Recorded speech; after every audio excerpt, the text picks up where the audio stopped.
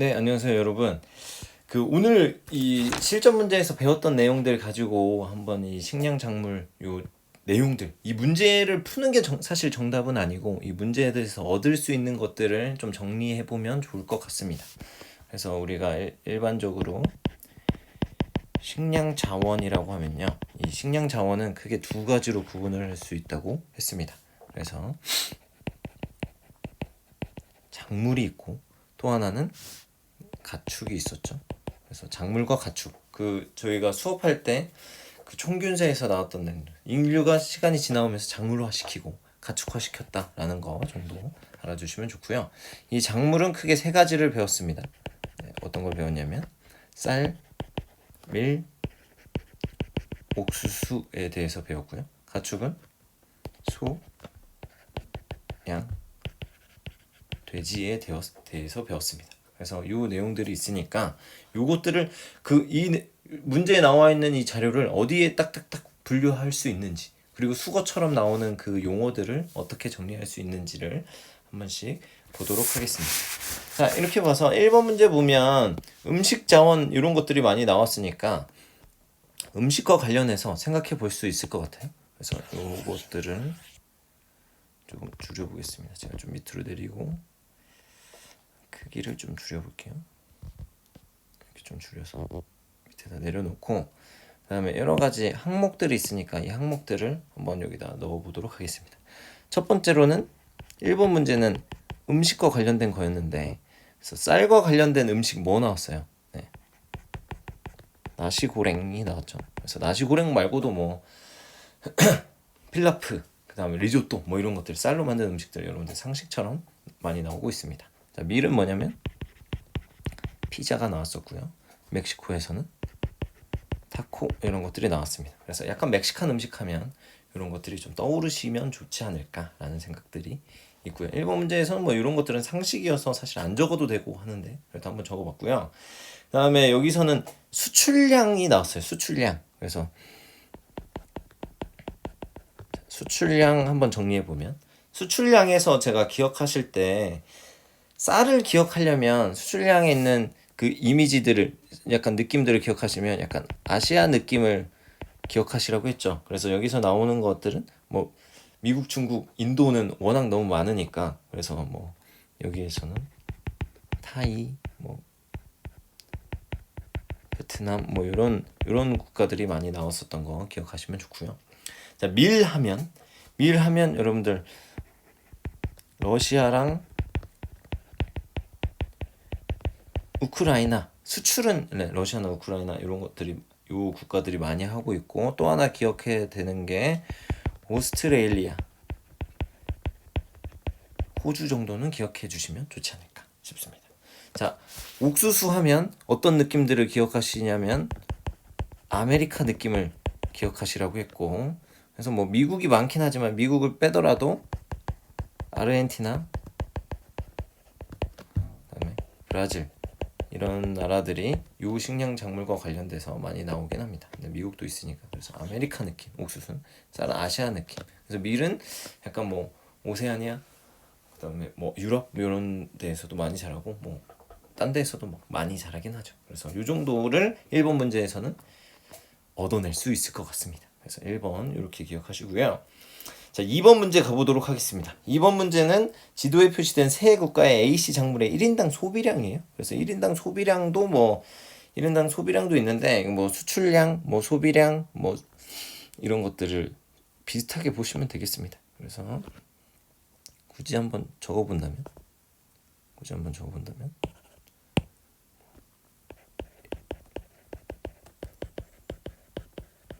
양이 나오면 뭐 많이 나오는 국가들이 있겠죠. 그래서 여러분들 보시면 밀이 가장 많은 데가 뭐 러시아긴 했는데, 러시아가 세계 1위라서 뭐 그런 건 아니고 세 지역들 중에서 하나니까, 뭐 이거는 뭐 인도도 있지만, 인도가 나왔지만 이것을 통해서는 아시아에서 가장 많이 소비한다 이런 느낌을 기억하시면 좋고, 러시아가 나왔지만 약간 유럽, 뭐 오세아니아 이런 나라, 이런 대륙들이 좀 많이 있을 것 같고, 여기서는 뭐 멕시코가 나오긴 했지만 여기서도 아메리카 느낌을 기억하시면 될 것 같습니다. 자, 이렇게 하시면 되고 하나 더 뭐 추가한다면 이 밀은 아까 뭐라고 했어요? 하나 더 추가한다면 밀은 다른 국가들도 많이 소비하죠. 그래서 그 다른 대륙에서도 많이 소비하니까 편차가 작을 거예요. 그러니까 편차가 작다. 다른 국가들 비율도 높다. 이런 것들을 제가 수업 때 했었던 걸로 기억합니다. 그래서 이런 걸로 좀 한번 기억하시면 좋을 것 같고요. 자, 또 이제 여러 뭐 선지에서 한번 보겠습니다. 밀의 최대 생산국. 그래서 뭐 최대 생산국이 나오는데 1인당 소비량 뭐 최대 생산국. 최대 생산국들이 있으면 쌀은 어딜까요? 네. 중국일 것 같고. 밀은 어디예요? 밀도 중국이었던 것 같고. 옥수수는 어디입니까? 미국이었던 것 같은데. 네, 그렇게 한번 보시면 좋겠습니다. 저는 뭐 따로 외우진 않아요. 그래서 따로 외우진 않는데 여기 나왔으니까 뭐 한번 최대 생산국들이 뭐 만약에 나온다면 그렇게 생각하시면 좋고요. 그다음에 또 나오는 게 단위 면적당 생산량이 나옵니다. 단위 면적당 생산량 1위 어딜까요? 네, 옥수수가 1위고요. 그 다음에 쌀이랑 밀을 비교 많이 하는데 2위가 쌀, 그 다음에 밀이 3위다 라는 거 정도 알아주시면 좋겠습니다. 네, 식용 이외의 소비 비율. 그래서 주로 이용하는 거 어디로 많이 이용하냐면 쌀은 뭐 식용으로 많이 사용하고요. 밀도 뭐 식용으로 많이 사용하지만 이 옥수수는 식용 플러스 그 다음에 사료, 그 다음에 바이오 에너지로 많이 사용하는 특징들이 있습니다. 그래서 이런 식으로 정리해 보면 좋을 것 같아요. 근데 제가 너무 크게 그려가지고 이걸 좀 크기를 좀 줄여보겠습니다. 이렇게 하고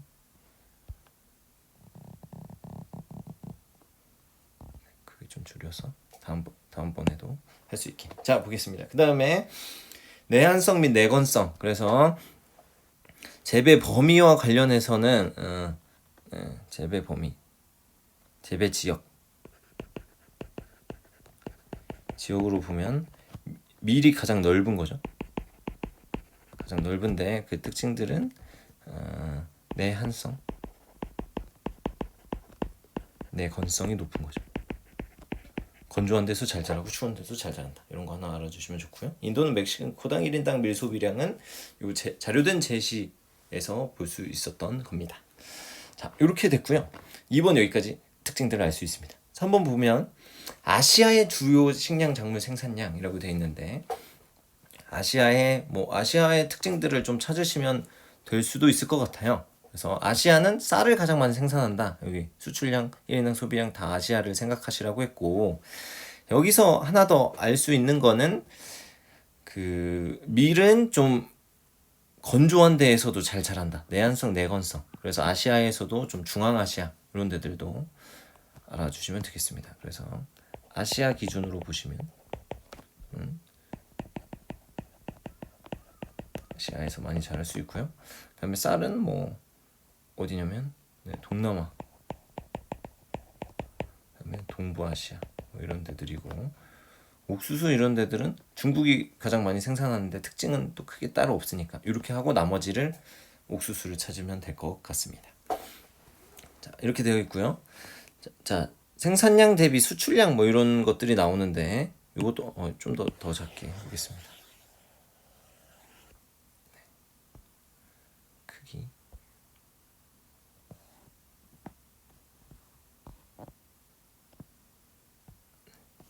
여기 좀 더 확대해서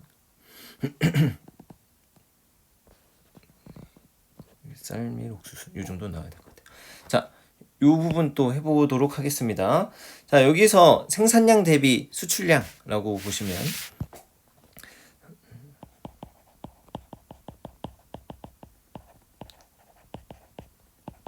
수출량 보시면 가장 높은 데가 어디예요? 밀이 1위겠죠. 밀이 가장 많고요. 쌀이 가장 적을 것 같습니다.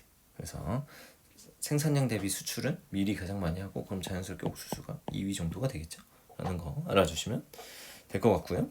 세계 수출량에서 아메리카가 차지하는 비율. 그래서 수출량 보시면 아메리카 차지하는 비율은 옥수수가 가장 많을 거고, 바이오 에탄올, 네 아까 나왔던 거, 그다음 이용은 옥수수. 세계 최대 생산국 아까 여기 나왔었는데, 네, 최대 A의 세계 최대 생산 A는 나의 세계 최대 생산국이다라고 돼 있는데 옥수수는 미국이다라는 거 알아주시면 되겠습니다. 자, 4번 보겠습니다. 4번 보시면 4번에서 뭐 건질 수 있는 거는 수입을 많이 하는 국가와 수출을 많이 하는 국가 이런 것들이 있는 거죠. 그래서 요것들은 따로 한번 구분을 하면 좋을 것 같아요. 그래서 작물 뭐 이런 것들에서 하나 더 내려와서 보면 수입이랑 수출을 많이 하는 국가 군이 이렇게 있는 거죠. 수입 많이 하는 데가 아시아랑 식량장 곡물, 그다음에 아프리카가 곡물을 자급하지는 못하고 있고요. 수출은 가장 많이 하는 데가 아메리카고요. 그다음에 유럽. 요 정도는 알아주시면 좋겠습니다. 나머지는 가장 아시아가 더 많고 양으로 따지면 아메리카가 더 많다. 요 정도는 따로 정리해 주시면 좋을 것 같습니다. 자, 요 그래프 알아주시면 좋고, 그다음에 또 뭐 여러 가지가 있어요. 기원지 나옵니다. 기원지. 자, 기원지와 관련해서 글씨가 별로 안 이쁘네. 크기를 좀 조절해 보겠습니다. 좀 줄여서. 자, 기원지 보시면, 자, 미래의 기원지. 자, 쌀이네요. 첫 번째. 쌀의 기원지는 아시아고요. 그다음에 밀은 서남아시아. 여기 똑같이 지웠다 다시 하겠습니다. 네. 서남아시아고요. 그다음에 여기 옥수수는 아메리카입니다. 기원지 특징들 적을 수 있고요. 가축의 사료 아까 했었고, 국제 이동량 아까 했었죠. 생산량 대비 수출량이 이게 국제 이동량이랑 또 비슷합니다. 양이랑 비슷하니까 또 이렇게 보시면 좋죠. 밀이랑 쌀 둘이 비교하면 국제 이동량은 쌀이 더 많다. 뭐 이런 것들 알 수 있는 거고요. 밀이 더 많다 알 수 있는 거고요. 아메리카는 아시아보다 밀 생산량이 많다. 요거는 그 4번, 5번은 제시된 자료로 확인할 수 있는 것이었습니다. 자, 5번 보겠습니다. 5번부터는 그 가축과 관련된 내용들인데요. 가축과 관련된 내용들 특징 찾아보도록 하겠습니다. 그 다음에 어떤 것들로 이용하냐라고 보면 소는 유제품으로 이용하기도 하고, 그 우유나 버터 이런 것들로 이용하기도 하고, 그 다음에 노동력 대체로도 소를 활용하기도 하죠. 양은 뭐 여러 가지가 있는데, 양의 털을 모직공업으로 활용하기도 하고, 뭐 마찬가지로 뭐 우유, 버터 이런 것들을 하기도 합니다. 돼지는 주로 식용으로 많이 사용하는 거고, 요 정도 알 수 있는 거죠. 그래서 주 원료. 그래서 1번, 2번 선지, 3번 선지까지 할 수 있고요. 그다음에 유목. 그래서 유목 어떻게 기르냐라는 건데, 어떻게 기르느냐는, 양은 그 구대륙에서는 유목 이동하시면서 키우고요. 신대륙에서는 방목 이렇게 하는 거죠. 그래서 소도 마찬가지로, 소도 뭐 비슷한 구석이 어느 정도 있긴 해서 이런 거. 그래서 신대륙은 뭐 넓은 땅이 상대적으로 넓으니까 울타리만 쳐놓고 그 안에서 있다가 잡아오는 이런 방식으로 키우고 있습니다. 자, 이렇게 되어 있고요. 그 다음에 총 사육 두수. 여기 이용. 그다음에 재배.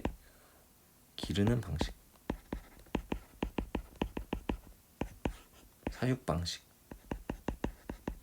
방식이라고 해도 되고, 그 다음에 총 사육 두수.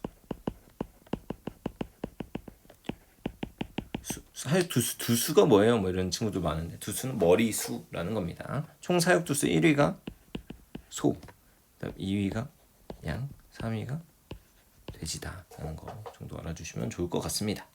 그래서 5번까지 선지에서 얻을 수 있는 것들이 있고요. 그다음에 주요 국가들이 아마 있을 거예요. 5번 선지에서는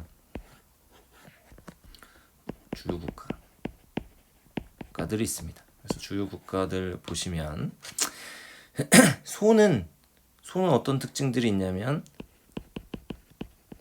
아메리카 비율이 좀 높고요. 그래서 아메리카에서 많이 생산되기도 하고, 그다음에 그래서 미국이 꽤 많이 있고, 그다음에 오스트레일리아, 그래서 뭐 브라질 뭐 이런 국가들이 조금 있습니다. 그다음에 양으로 보시면 양은 가장 여러분들 기억하셔야 되는 게 오세아니아 비율이 가장 높은 특징들이 있고요. 그래서 오스트레일리아 이런 국가들, 그 다음에 약간 좀 건조한 지역에서 있는 국가들이 좀 많이 있습니다. 그다음에 돼지는 아시아가 좀 많이 있고, 그 다음에 유럽이 비율이 높아요. 그래서 대표적인 국가로는 중국, 뭐 에스파냐 이런 국가들이 해당이 됩니다. 이 정도 알아주시면 좀 도움이 될 것 같아요. 그 다음에 종교도 나오는데요. 자, 종교로 안 먹는 음식, 안 먹는 지역은 소는 힌두교에서 안 먹고, 돼지는 양은 딱히 없고, 돼지는 이슬람교에서 주로 먹지는 않는다고 합니다. 그래서 이 정도 알아주시면 되고, 그 다음에 뭐 사육두수 아까 여기도 나왔는데 마지막 요거는 소는 아메리카 비율이 높아요. 양은 오세아니아 비율이 높고요. 돼지는 그나마 유럽 비율이 높습니다. 그래서 이 정도 기억해 주시면 되겠습니다. 그래서 자, 실전 문제에서 우리가 정리할 수 있는 거는 한 요 정도가 된다라는 거 알아주시면 되겠습니다. 고생하셨습니다.